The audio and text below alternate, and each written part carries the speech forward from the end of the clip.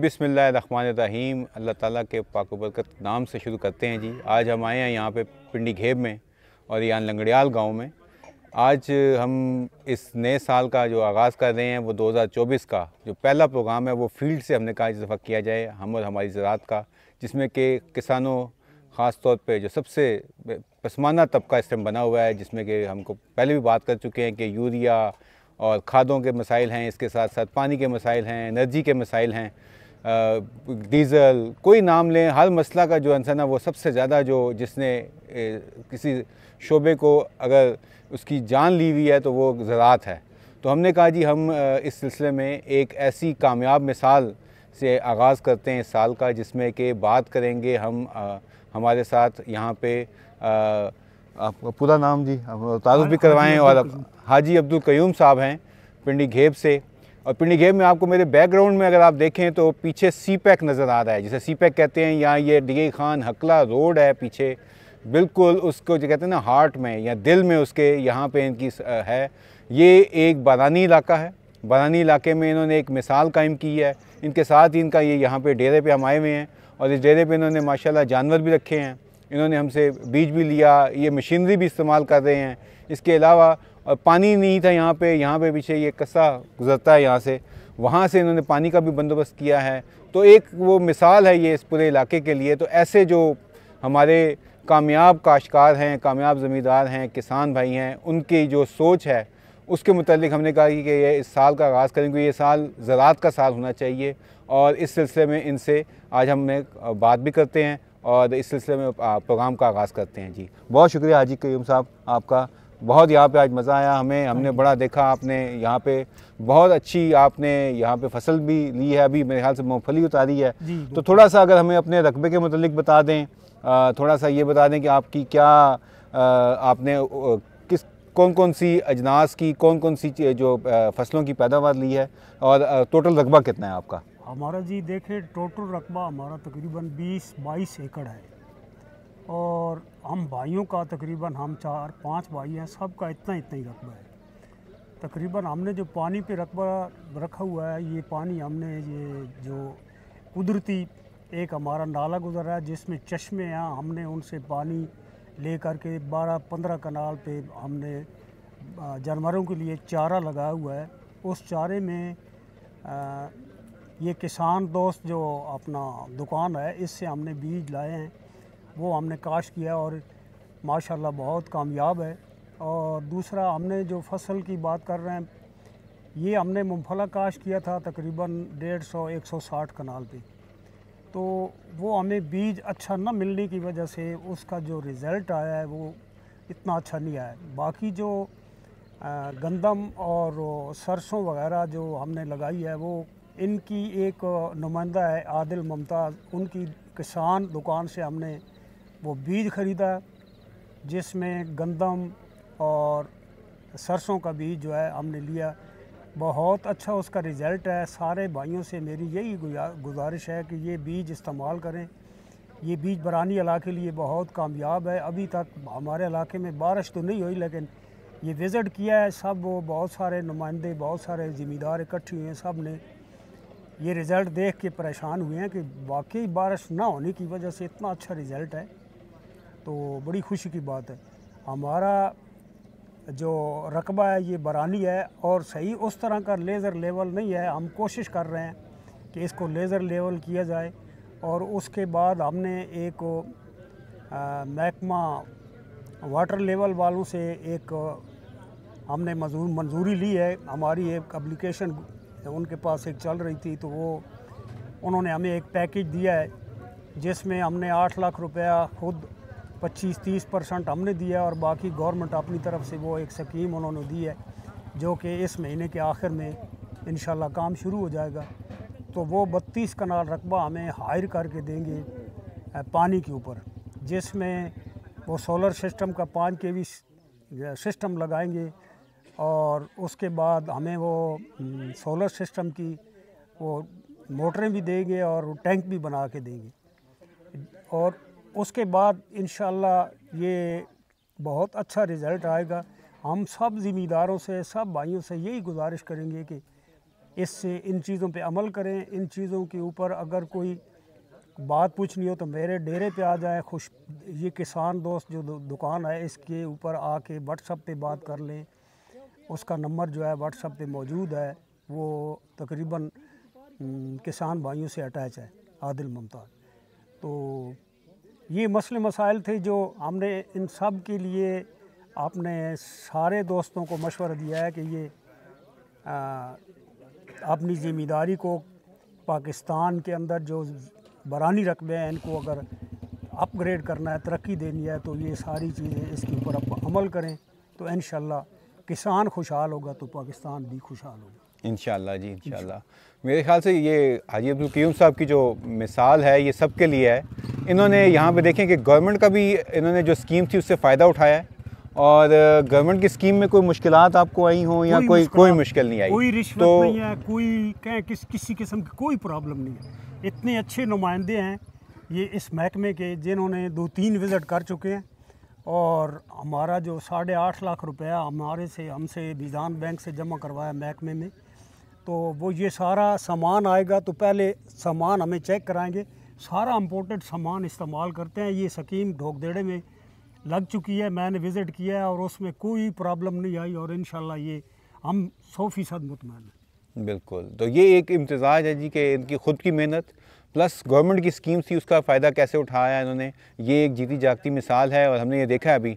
इसके साथ साथ इन्होंने क्योंकि एक अपनी भी जो सुपरविजन थी उसके अंदर अपने रकबे को, जो कि कोई ख़ास मतलब उसमें नहीं है, इन्होंने एक और तरीका ज़रा हमें ये बताएं कि आपने जो जानवरों के लिए ये अपनी देखा है, मैंने बहुत ज़्यादा ऑर्गेनिक मैटर आपकी ज़मीन में है, ज़मीन बहुत जानदार, आपने कैसे की उसके मतलब को, और ये जो रीजनरेटिव एग्रीकल्चर जिसे कहते हैं, यानी कि कुदरती जो निज़ाम है अल्लाह ताला का, यानी कि इससे गोबर से और जानवरों के जो ज़रिए जो खादें, कुदरती खादें अल्लाह ताला ने दी हुई हैं, उनका इस्तेमाल जो आपने किया उसके मतलब, ताकि हम बाकी जो हमारे किसान दोस्त हैं, ताकि आपकी ज़मीन की पैदावार भी ज़्यादा हो, ज़मीन की जान भी हो, क्योंकि ये आपको पता है कि बहुत ज़रूरी है कि जिस ज़मीन से हम ये चीज़ें ले रहे हैं उसके लिए भी कुछ देना, उसकी भी खुराक का ख्याल रखना बड़ा ज़रूरी है। तो उस बारे में ज़रा हाजी साहब बताएँ ज़रा हमें।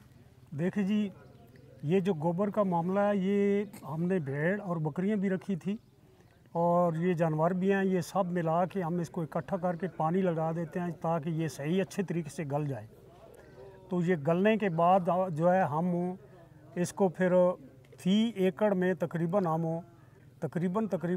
वो अंदाज़ा ही है 10 ट्राली 8 ट्राली फी एकड़ में हम डाल देते हैं।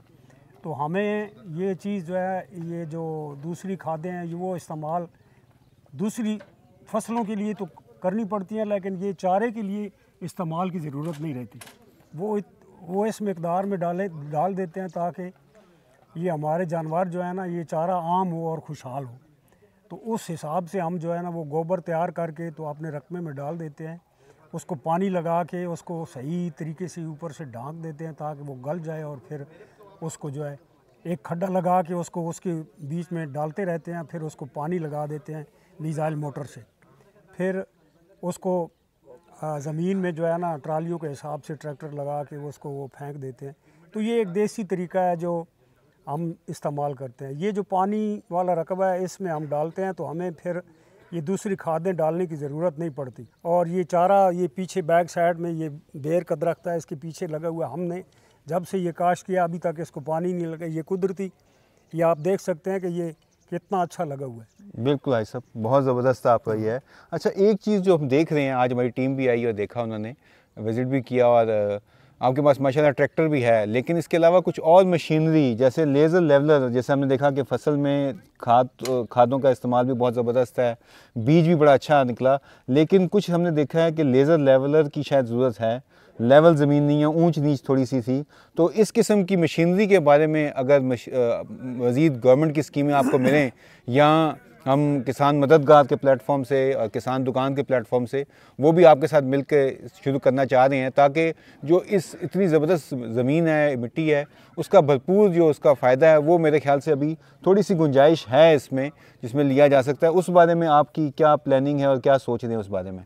देखें जी, ये जो मामला है लेज़र लेवलिंग का, ये जो बड़े ज़िम्मेदार हैं वो हमारे इलाके में जो है ये सरकारी तौर पे जो लेज़र लेवलिंग का कोई मेरा ख्याल है 1-2 सरकारी तौर पे बंदोबस्त है, वो ज़्यादा जो असर रसूख वाले बड़े ज़िम्मेदार हैं वो छोटे ज़िम्मेदारों को वो फ़ायदा बहुत कम पहुंचता है। इसलिए इसकी सरकारी लेवल पे इसकी एक तो लेज़र लेवलिंग करने वाले मशीनरी जो है उसकी तादाद बढ़ाई जाए, और ये हम भी कोशिश कर रहे हैं अपने तौर पे कि हमारी सारी ज़मीन लेज़र लेवल हो और इसकी पैदावार 50% से 100% तक आ जाए। तो इसका बहुत ज़्यादा फ़ायदा उस वक़्त होगा जब ये लेज़र लेवलिंग बिल्कुल 100% एक्यूरेट होगी, तो उसके बाद जो है ज़मीन जो है 100% पैदावार देगी। अभी उतना रिज़ल्ट, उतना जिस तरह 100% रिज़ल्ट है वो नहीं आ रहा, लेकिन हम ये जो इससे फसल ले रहे हैं ये ज़मीन अच्छी है, उसके बाद हमारे इलाके में बारिशें आम होती हैं, हम इसमें हल चलाने के लिए जो है बंदोबस्त करते हैं, वो बहुत सारी सूरत हाल जो है वो अच्छी होती है, जिस वजह से ये फसल अच्छी होती है। हमारे पूरी तहसील में लंगड़ियाल गांव का जो रकबा है वो मूंगफली और गंदम के लिहाज से सबसे आला मिसाल है। बिल्कुल, इसमें कोई शक शुबे वाली कोई गुंजाइश नहीं कि बारानी रकबा इतना अच्छा रिज़ल्ट देता है। बिल्कुल।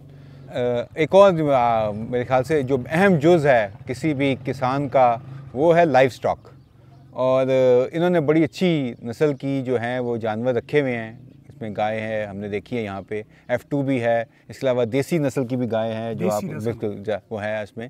तो ज़रा उसके मतलब बताएं कि उसको किस तरह से आप मैनेज कर रही हैं, और उसका जो भरपूर एक कामयाब बिज़नेस है आपका, कि कैसे आपने उसको सोच कैसे आई और कैसे आप उसको मैनेज कर रही हैं, और कितना ये और किसानों के लिए एक अगर हम पैगाम देना चाहें कि वो अपनी आला नस्ल की और अच्छी जो पैदावार वाली ये गाय भैंसें लाइव स्टॉक है उसको कैसे ले सकते हैं, उसके मतलब भी थोड़ा सा आप अगर बताएं कैसे आपने अपना चारा के सोचा कि एक और ख़र्चा कम किया, एक अच्छा अपने सामने कोई उस कहें कि जो काबिले एतमाद या मेयारी चारा नहीं मिलना, इन्होंने अपना चारा लगाया हुआ जी, उसको कैसे ये मैनेज करते हैं। तो ज़रा थोड़ी सी हमें उसके मतलब भी तफसीलात बताएं ताकि बाकी किसान जो हैं वो आपकी इस मशवरे पे अमल करें।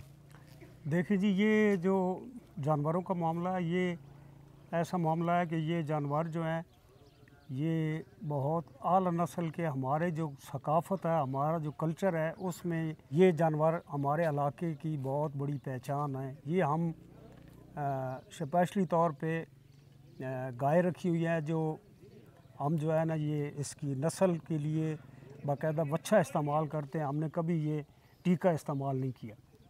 एक तो सबसे आला बात तो ये है।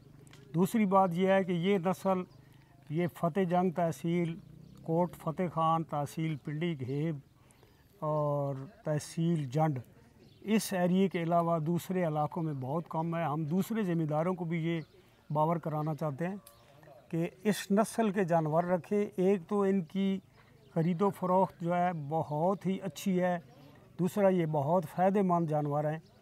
देखें जी, 6 महीने 8 महीने 1 साल का बिछड़ा हम 4-5 लाख से कम नहीं बेचते। गाय जो है वो तैयार गाय जब वो बिल्कुल तैयार होती है तो वो हम 4, 4.5, 5 लाख से कम नहीं बेचते।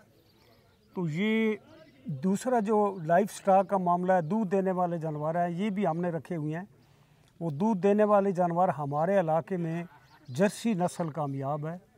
दूसरी नस्लों के बरक्स ये जो जर्सी नस्ल है ये सर्दी और गर्मी दोनों बर्दाश्त करते हैं, और इसके लिए जो सबसे बेहतरीन हम ये जो आजकल नया एक बीज निकला है बाजरे का, जवार का, वो काश्त करते हैं। इसके अलावा ये जो जौंदरा है ये काश्त करते हैं।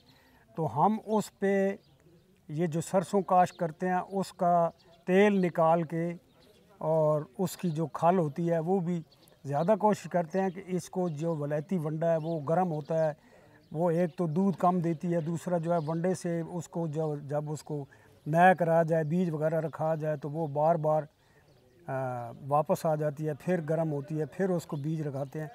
तो ये देसी चारा, देसी सिलसिले उसके साथ हम मुंसलिक करें तो ये ज़िम्मेदारों के लिए बहुत ही मुफीद बात है। जैसे कि हमने विज़िट कराया, इनको आपने जानवर दिखाए हैं, हमारे जानवर माशाल्लाह कम से कम मैंने 6 जानवर जो लिए हैं वो 50 लाख रुपए के लिए।